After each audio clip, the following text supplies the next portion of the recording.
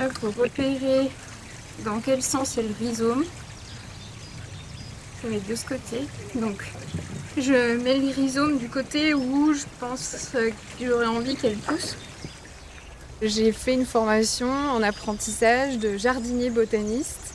L'idée, c'est de reconnaître les plantes facilement, de connaître aussi, on va dire, les milieux, l'écologie dans laquelle elles se développent. Et puis pourquoi elles présentent telle ou telle morphologie, parce qu'elles sont adaptées au milieu dans lequel elles évoluent. Ça, c'est des sarracenia. C'est des plantes carnivores. Il y a un dilemme quand même sur ces plantes, c'est de se dire, on mange les insectes, mais on a besoin des insectes aussi pour se reproduire.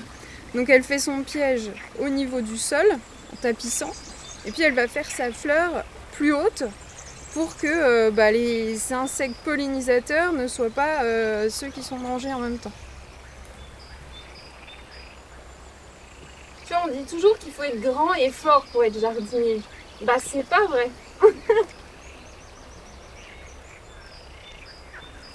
Face au temps, aux végétaux, on ressent des choses quand on arrive devant la terre, on voit c'est mouillé, sa texture, la structure, on la touche.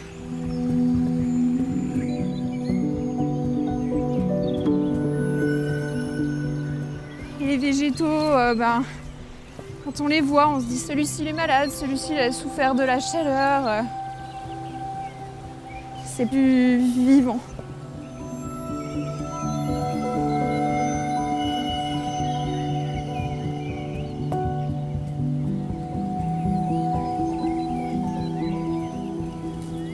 L'allié du botaniste, la loupe, c'est à la fois l'outil vraiment de reconnaissance botanique, scientifique, mais c'est aussi pour moi c'est un objet d'émerveillement parce que sans être forcément dans la reconnaissance, juste prendre une fleur ou une feuille et puis venir observer, voir ce qu'il y a à la loupe, et on se rend compte qu'on entre dans un autre univers, un autre monde.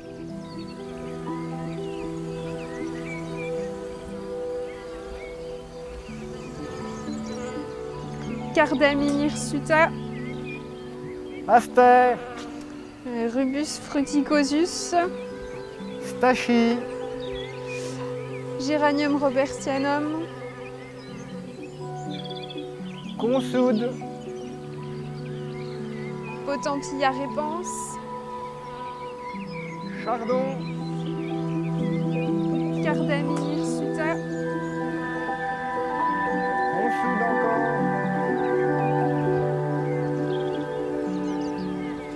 Potentilla repens.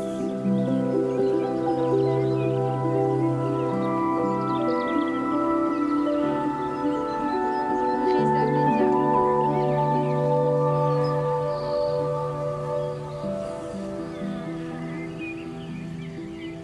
Étonnement, privilège de l'inattendu. Le naïf s'étonne mieux que le désabusé. Le projet du naïf s'apparente à l'utopie heureuse, celui du désabusé à l'hétérotopie fatiguée.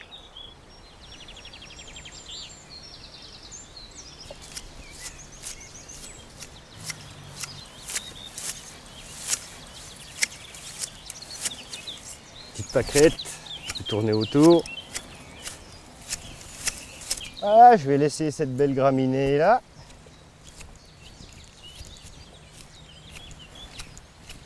Je vais pas trop bas. Bon, on sait jamais. Oh, il ne veut pas y avoir un coup de chaud tout de suite, mais faut pas être trop brutal. J'aime bien tout ce qui est léger, un petit peu homéopathique, enfin, c'est un terme que j'aime bien utiliser.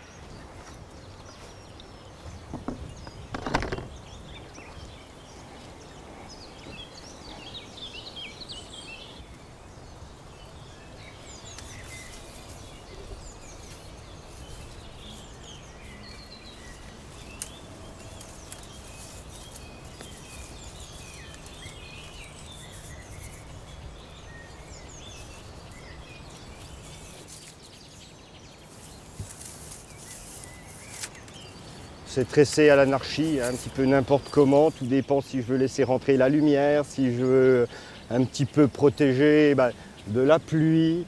Ça fait comme une cloche, ça fait un abri. Et là, on est sur la sphère tombeau.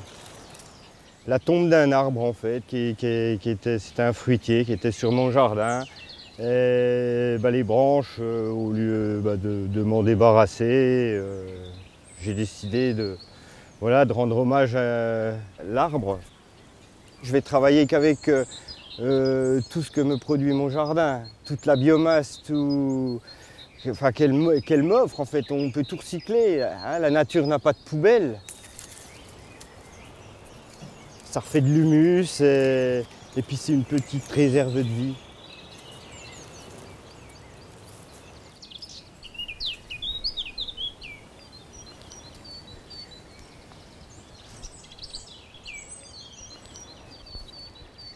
Alors celle-là, je l'avais posée là pour toute autre chose. Et puis du coup, le temps que je me dise qu'est-ce que je vais faire dans cette sphère, imaginer, rêver, et lui s'est improvisé là. Et du coup, je l'ai laissé là. Et je compose mon jardin comme ça des fois par ce côté où je jardine le sauvage, quoi.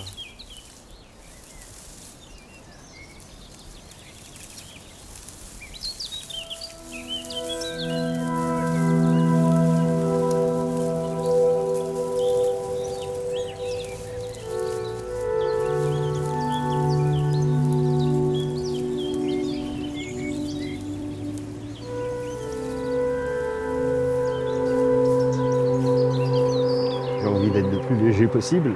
Je voudrais jardiner comme un oiseau.